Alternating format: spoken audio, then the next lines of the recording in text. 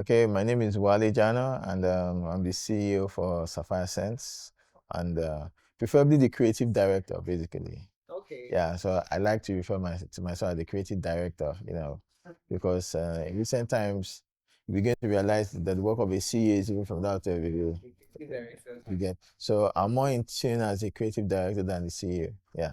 So Sapphire Scents is Nigeria's foremost perfume brand. We clocked 10 years August 24th, so a few days ago. Yeah. So yeah, we're Nigeria's foremost perfume brand and the only Nigerian brand that's been featured on fragrantica.com. For perfume lovers, you know fragrantica.com. It's a major perfume brand. So we are the only Nigerian brand, that's been featured and very few in Africa. We're into niche perfumes. We try to mix a blend of African, Oriental to create, really nice perfumes. And that's what we've been doing for 10 years. And we're also into scenting, space scenting big time. So we do scenting for churches, for hotels, for businesses, for offices, like that. So we're into the scenting game.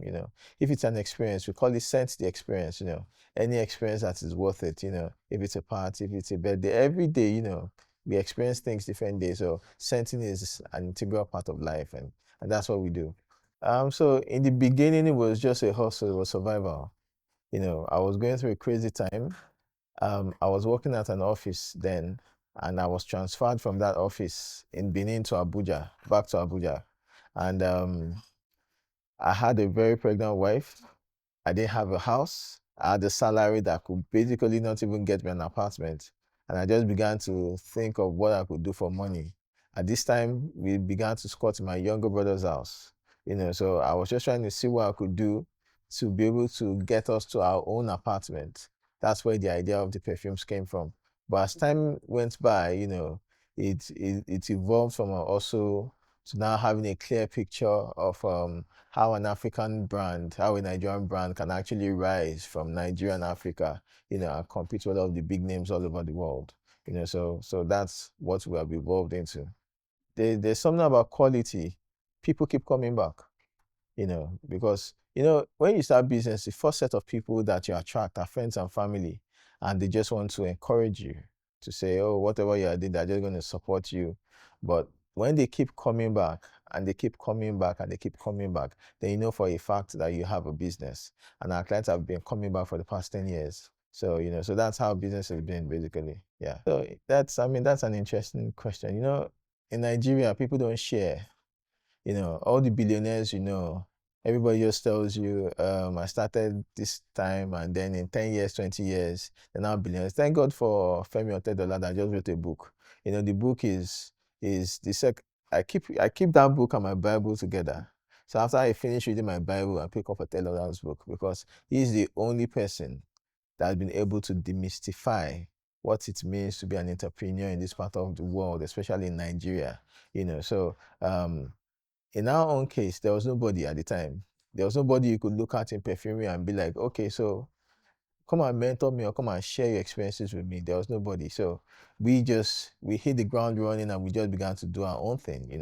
And of course, we made a lot of mistakes. One of the biggest mistakes we made was in terms of debt. So we did some level of crowdfunding to raise money for our businesses, and then COVID hit and it was crazy. I'm telling you, it was a madhouse. It was a mad time. You get, but we just knew that if we could pass through this phase, would be good.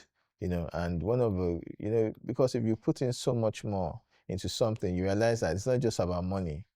It's money is one part of business, but there's the creativity part, there's the work you put into, there's the passion, there's the commitment, there's so much that you put into a business. And these are people, I mean, what we had was their money, and we just made up our mind that we're going nowhere, we're gonna ride out the storm. And we're grateful to God that they began to see us for who we actually were. We're not scammers, we're not trying to run away anybody. So it was just a business that needed time to recover from, the challenges that Nigeria and the world has thrown at us. And we're here today. Right. Out of curiosity, when are we expecting your own book? Oh, Demystifying the perfumes. interesting. I've actually written a book, but it's an e-copy that is out. It's called Scars, and it's called My Lessons in Business. My lessons and experience in business, my scars.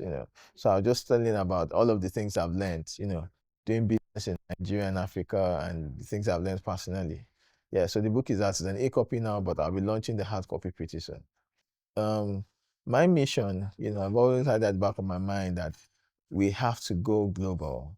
It mustn't just be a Nigerian or an African thing. And I was so grateful to fragrantica.com for reaching out, because it seems like they just woke up one morning like, hey, we don't have any Nigerian or African perfumers featured on this page.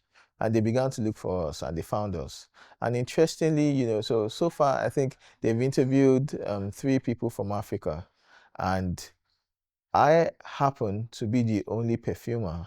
All of them have perfume brands. The other one is in Ghana, but the perfumers are not even Ghanaian. They are from Europe. And then the other brand is owned by a Nigerian in London, I think. You know, but he's not a perfumer. He just co-owns the brand. So I happen to be the only perfumer, and the only Nigerian doing what he's doing at the moment. So we want to take that message louder.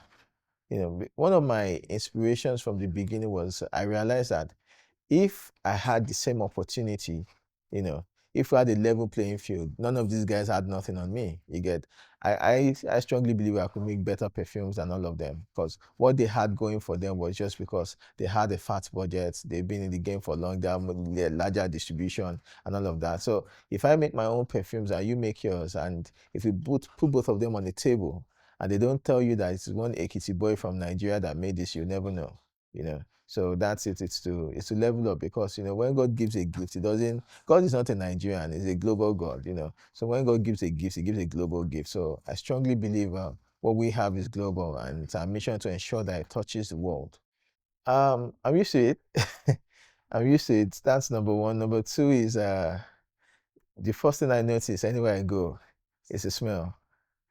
So for instance, one of the things I used to work with in the beginning was, if I'd ever smelled your perfume before, I would never forget the smell.